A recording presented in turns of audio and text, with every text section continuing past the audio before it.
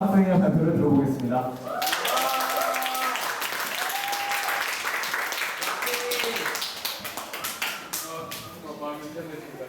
皆さんこんばんは、はじまです。皆さんは沖縄というとどんなイメージが思い出しますか？アジアのハワイ、美しい海、それなら美味しい料理。そうですよね。確かに沖縄はそれを全部持っています。しかしそれは沖縄の全部ではありません。戦後69年、沖縄戦から69年が経ちました。今から見る沖縄は今まで私たちが考えてきた沖縄の美しさとは少し違います。この発表が終わったら果たして私たちは今の沖縄に戦争は69年前終わったと言えるでしょうか。では今から一緒に考えてみましょう。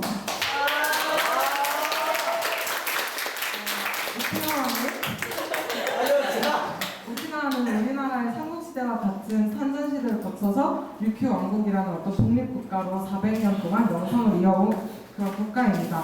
그런데 1869년에 그 메이지 유신의 일본 새 정부의 군사력으로 인해서 오키나와 현으로서 일본 복속국이 되게 됩니다. 그래서 오키나와는 근대 일본 최초의 식민지가 되었습니다. 근데 유큐인들, 그러니까 즉 지금의 오키나와 사람들은 그들의 독자적인 언어, 문화, 생활습관, 신체적인 특징을 가지고 있었습니다. 그런데 우리나라도 일본에게 식민지 지배를 당했을 때와 마찬가지로 일본인들은 그런 유큐인들의 문화가 굉장히 미개하고 야만적이다고 생각하면서 일본에게 동화하려고 합니다. 그래서 이런 식으로 한국 식민화 교육을 계속해서 진행을 하게 되고요. 그리고 오키나와인들은 그들에게 동화되려고 정말 많은 노력을 했습니다. 그게 왜냐면 오키나와인들은 일본 본토에 가서 자기들이 직업을 구할 때도 임금적인 차별을 굉장히 많이 받았었고요. 식당에 들어갈 때도 유큐인 차별 금지라는 어떤 팻말이 계속해서 그들을 차별하고 있었습니다. 그리고 그들이 오키나와인이라는 이유만으로 그들에게 신체적 폭력을 가하기도 했었습니다.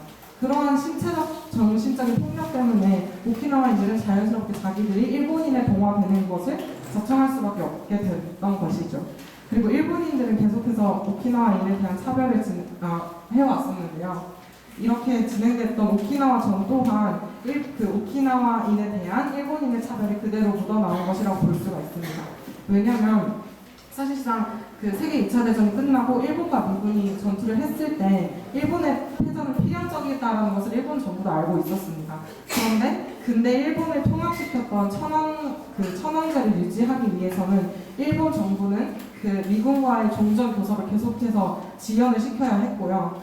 그렇기 때문에 일본 정부는 미군이 들어오는 것을 계속 오키나와에서 계속해서 막자라는 생각을 가지고 오키나와를 버리는 걸로 생각을 했습니다. 그래서 전사자 수를 보면 굉장히 얼마나 길었고 얼마나 많은 사람들이 죽어나간 전쟁인지 알 수 있는데요. 먼저 일본군은 이 전쟁을 통해 9만 5천 명이 죽었고 미군은 약 1만 2천 명, 그리고 여기서 주목해야 할 수는 바로 오키나와 주민의 전사자 수입니다. 오키나와 주민들은 이 전쟁을 통해 약 12만 명이 죽었고 이 수는 바로 오키나와 전체 주민의 4분의 1에 달하는 숫자입니다. 그리고 우리가 또 여기서 잊지 말아야 할 것은 조선인 위안부와 군부의 사람들이 이 당시에 굉장히 강제적으로 끌려갔잖아요. 그래서 이 전쟁을 통해서 위안부는 1,000명, 그리고 군부는 1만 4천 명이 이 전쟁을 통해 돌아가셨다고 합니다. 이러한 정말 수많은 사람들이 죽어갔잖아요. 이 전쟁을 통해서. 그런데 우리가 여기 왜 그렇게 많은 오키나와 주민들이 죽어갔냐라고 물음을 던져봤을 때 사실 우리 생각으로서는 국군은 국민을 지켜야 되는 게 맞잖아요. 그게 당연한 거고요. 그런데 오히려 오키나와 전에서는 일본군이 오키나와 주민들을 죽음으로 내몰아갑니다. 먼저 류큐 방언이 있다고 했잖아요, 제가 아까. 근데 그 류큐 방언을 쓴 사람들을 스파이 혐의로 몰아가서 죽이기도 하고, 그리고 그들은 그 일본 국군은 우리가 이렇게 모여있어요. 지금 이 자리에 많은 사람들이 모여있는 것처럼 모여있는 자리에 일본군이 와요. 그래서 우리 중에 누군가에게 수류탄을 넘겨주면서 귀축미형이다라는 말을 꺼내는데 이 말이 어떤 거냐면 미군과 영국군은 굉장히 귀신과도 같고 가축과도 같다. 그러니까 너네 걔네한테 포로로 잡히면 막 내장이 까여서 죽이고 강간당해서 죽을 거다. 그렇게 비참하게 죽을 바엔 우리가 나눠준 수류탄으로 황군 그 천황폐하를 위해서 영광스럽게 죽어라라고 그렇게 국가 차원에서 국민들에게 살인의 명령을 하게 됩니다. 그리고 이렇게 총칼로 죽어나간 사람뿐만 아니라 전쟁 후에 있었던 기아와 질병 그리고 전쟁의 그런 트라우마 때문에 자살을 하는 사람들이 굉장히 많았습니다. 우리는 이렇게 지금까지도 오키나와 전의 피해가 계속해서 왔다고 볼 수 있는데요. 우리는 이 사람들에게 과연 전쟁은 끝났다고 말할 수 있을까요? 사진에 보이는 이 사람이 효원천황인데요. 일본 제124대 국왕입니다. 이 사람이 1947년 9월 20일에 메가도 장군에게 천황의 메시지라는 것을 보내게 됩니다. 이 메시지는 어떤 내용이냐면 천황으로서 나는 그 일본의 오키나와 제도와 또 그 남방 제도의 몇 개의 섬을 미국이 그 점령해주기를 원한다. 25년 내지 50년 내지 또는 그 장기와 너네가 점령 좀 해달라. 그것은 미국에게도 이익이 되지만 일본을 보호하는 것과도 마찬가지다. 라는 그 내용의 메시지를 보내게 됩니다. 근데 천황이 보낸 메시지이기 때문에 그 천황제 국가였던 일본에서는 굉장한 상징성이 있었어요. 그렇기 때문에 이런 천황의 메시지에 영향을 받아서 미일 안보 조약과 샌프란시스코 강화 조약이 체결이 되게 됩니다. 미일 안보 조약은 말 그대로 그 미군이 일본의 안전을 위해서 그 군명을 쏟고 그 말 그대로 그냥 안전을 보장해준다는 거예요. 대신 일본은 안전을 보장받는 대신 미국은 그 아시아의 공산주의 세력에 대한 반파제로서 그 일본을 사용하게 된다라는 거고, 샌프란시스코는 아까 그 천황의 메시지 때문에 사실 생겨난 조약이 있는데요. 제3조에서 류큐 제국의 그 시정권자를 유일하게 미국이 인정한다라는 내용입니다. 어쨌든 그런 두 가지 조약들 때문에 일본에는 미군 기지가 생겼어요. 그런데 사실상 그 안보 조약을 체결하고 나서 그 미군에게 모든 안보에 드는 돈을 미군에게 전가를 시킨 거잖아요. 그렇기 때문에 일본은 경제 개발이 가능했는데, 그럼 본토에서 경제 개발을 하고 그럼 그 많은 미군 기지는 다 어디에 건설할 거냐 했을 때 바로 그 일본인의 차별 의식이 있었던 오키나와로 다 갔다는 거죠. 그래서 일본 전국의 0.6%라는 작은 섬이 바로 오키나와예요. 그런데 이 작은 섬에 일본 전국의 74.7%의 미군 기지가 들어서게 됩니다. 즉 바꿔 말하면 99.6%의 정말 광활한 땅에는 25.3%의 미군 기지가 생겼고 0.6%의 작은 땅에는 74.7%의 미군 기지가 생겼다는 겁니다. 오른쪽 그 지도를 보시면 색깔과 글씨가 있는 데가 모두 다 미군 기지예요. 오키나와 면적의 20%가 차지를 하고 있습니다. 이렇게 많은 미군 기지 때문에 주민들은 굉장히 많은 피해를 보고 있겠죠. 이 사진은 후텐마 기지인데요. 후텐마 기지는 세계에서 가장 위험한 기지로 손꼽히는 기지입니다. 왜냐하면 거기서 행하는 훈련이 굉장히 너무나도 위험하기 때문에 미국 본토에서도 그 해병대 기지는 주민들이 살고 있지 않은 것을 짓는다고 해요. 그런데 이 후텐마 기지는 마을 한가운데 지금 자리를 잡고 있죠. 이 주변에는 그러니까 초등학교나 대학교, 그리고 사람들이 그냥 살고 있고 우리가 놀고 있는 놀이터 그런 곳이 굉장히 많은 그냥 마을 한가운데 지금 이런 위험한 기지가 들어와 있는 것입니다. 정말 많은 위험성들에 계속 노출되어 있죠. 이 사진은 바로 오키나와 국제대학 사진인데요. 2004년 8월 13일에 오키나와 국제대학에 미군 헬리콥터가 출항을 하게 됩니다. 그런데 이때 이날은 다행히 일요일이었기 때문에 학생이 아무도 없었고 그렇기 때문에 사상자가 없었어요. 근데 만약 이날이 평일이었고 이들이 수업을 하는 날이었다면 얼마나 많은 사상자가 일어났을지 우리는 상상을 할 수 있겠죠. 그리고 미군 기지가 있는 곳이라면 사실 빠뜨릴 수 없는 게 바로 성폭행 사고죠. 6살짜리 아이가 길을 가다가 미군 병사에게 납치가 돼서 강간이 되고 살해를 당하고, 초등학생 아이가 미군 병사 3명에게 동시다발적으로 강간을 당하고 길가에 버려지고. 근데 이러한 성폭행 사고는 세간에 드러나는 게 정말 극소수일 수밖에 없어요. 왜냐하면 여자들은 자기가 성폭행을 당했다는 것을 이야기하기 두려워하기 때문이죠. 미군 관계자, 그러니까 병사와 그들의 가족들이 오키나와에서 했던 있던 범죄 수는 4,953건이라고 합니다. 그 중에서 정말 흉악 범죄는 523건이라고 해요. 굉장히 많죠. 그런데 이 수치는 1977년부터 1999년까지의 숫자고요. 근데 여기서 우리가 중요하게 생각해야 할 것은 이렇게 수많은 범죄가 있었다 이게 아니라 그 범죄를 저질렀던 미군은 치외 법권이라는 그런 어떤 특권 때문에 오키나와에서 형벌을 받지 않고 그대로 그냥 미국 그들의 나라로 돌아가게 돼요. 그래서 그들은 처벌 없이 흐지부지 되고 그렇게 끝나는 경우가 굉장히 많았다고 합니다. 이런 상황이기 때문에 오키나와인들은 계속해서 미군에게 피해를 받을 수밖에 없는 상황이 된 거죠. 그리고 오키나와 주민들이 가장 많이 하는 얘기가 뭐냐면 우리는 피해자이고 싶지도 않지만 가해자이고 싶지도 않다라고 얘기를 해요. 왜냐면 그들은 오키나와 전에 사실 미국으로부터 일어난 전쟁이잖아요. 그들은 미국으로부터 피해를 받았지만 지금까지도 미군 기지에 의해 피해를 받고 있고 그 오키나와에 있는 미군 기지에서 출격하는 전쟁들이 사실상 오키나와가 간접적으로 그들의 전쟁에 참여하고 있다라고 그들이 생각을 하게 만든 거죠.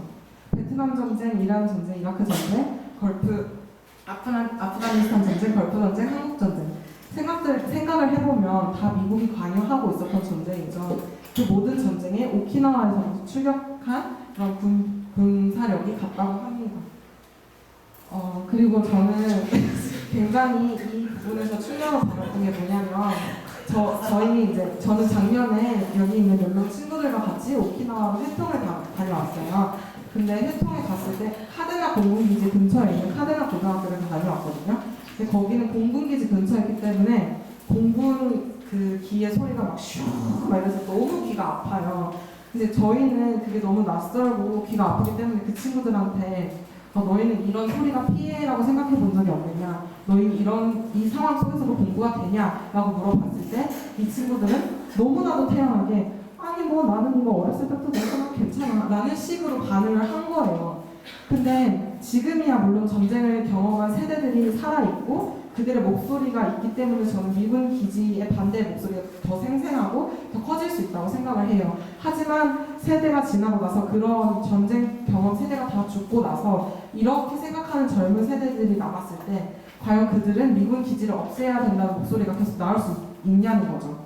그러니까 그들은 무의식 속에서 자기들이 피해를 받고 있다고 생각을 하지만 그걸 의식화시키지를 못하고 있다는 겁니다. 이렇게 그들의 생각이 계속된다면 계속해서 같이 공존할 수밖에 없겠죠. 오키나와 방언으로 일본 본토인의 야마토추라고 하는데요. 그럼 야마토추는 오키나와를 어떻게 생각하고 있을까요? 이렇게 정말 아름다운 바다, 신혼여행지, 여행 가고 싶은데 이렇게 생각하는 사람들도 있고요. 이 사진의 사람은 간 나오토 총리인데요. 이 사람이 2010년에 오키나와에 가서 처음으로 총리로서 서신 표명 연설을 했었던 때가 있어요. 근데 그때 오키나와의 부담이 아시아 태평양 지역의 평화와 안정으로 이어져 온 데에 대해 감사를 표하고자 한다라는 식의 말을 2번을 했었거든요.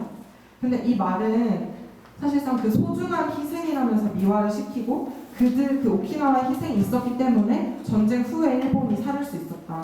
그러니까 우리는 그런 너희의 희생에 대해 감사를 표하고 너네 오키나와 미군 기지 계속해서 그렇게 가지고 있어줘. 소중한 희생 계속해줘. 라는 식으로 언어적으로 폭력성을 가하고 계속 있다는 거죠.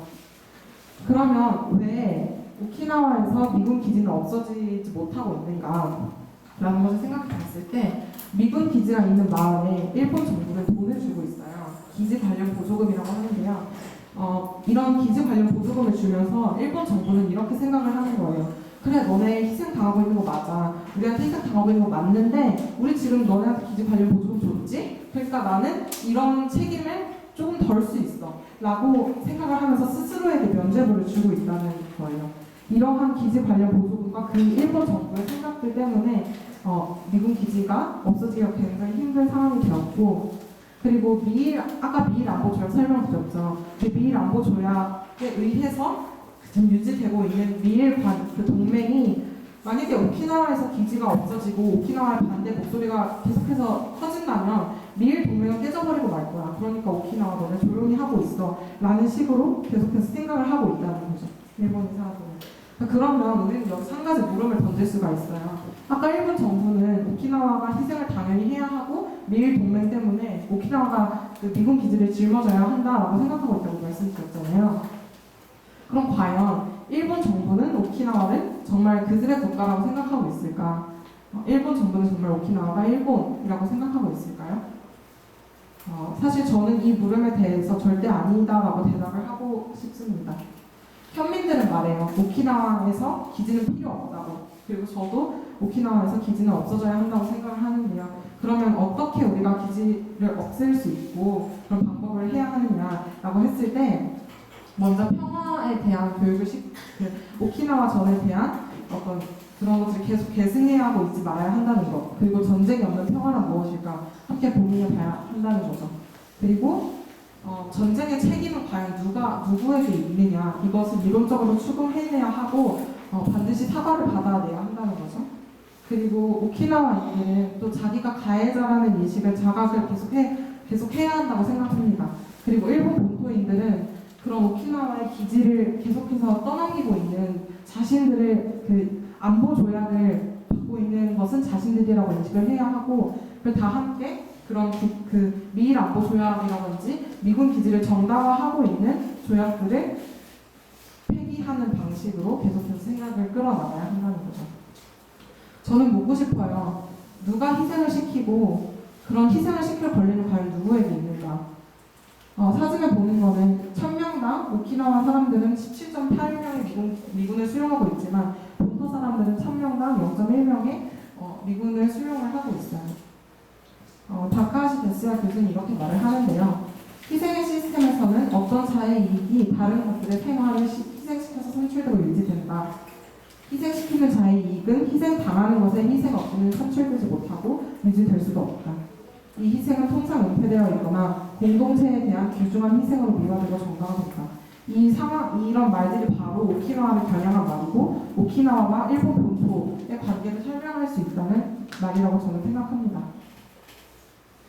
그러면 누군가는 말해요. 너네 기지 보조가 없으면 어떻게 살 건데? 라고 말을 하는데 사실상 기지 없이 살고 있는 마을이 있어요. 바로 오키나와의 나키진 마을이라는 곳인데요. 굉장히 아름답죠. 나키진 마을의 앞바다예요. 여기서는 그 기지 관련 보조금이 사실 없기 때문에 예산 면으로 굉장히 어려움이 따랐었어요. 그런데 이 사람들은 그래서 자생력을 굉장히 강화를 시켰고 때문에 그 지역 협동조합이라든지 뭔가 그 지역에 있는 공장이 지역에게 기부하는 방식으로 해서 계속해서 같이 살아나가고 있었다고 합니다. 이렇게 기지 없이도 잘 살고 있는 마을이 있고 지금 오키나와는 너무나도 많은 희생을 당하고 있는데 그럼 우리는 한국인으로서 그리고 동아시아에서 같이 사는 사람들로서 오키나와의 미군 기지를 어떻게 바라봐야 하는지 우리는 고민을 한 번쯤은 해봐야 한다고 생각합니다. 始まりに皆さんに聞いたことを記憶してますか？はい。ありがとうございます。私たちは本当に今の沖縄に戦争は69年前終わったと言えるでしょうか？今でも沖縄は米軍基地から被害を受けていて米軍に占領されています。このような沖縄に米軍基地をなくすためには結局戦争をなくすための悩みに向かうことべきです。戦争があるので基地があるものですね。戦争は人災であります。そのために人が防ぐことができて防がなければいけないと思います。ありがとうございます。じゃなくて戦争に対する狙いと答えがつまり沖縄と差別で傷んでいるすべての地域から軍事基地がなくすことができる答えだと思います。世界の問題、そして沖縄の問題国家の韓国と北朝鮮の問題、自分の社会問題を考えると必然的に戦争の問題も考えてみなければならないんですよね。本当にありがとうございます。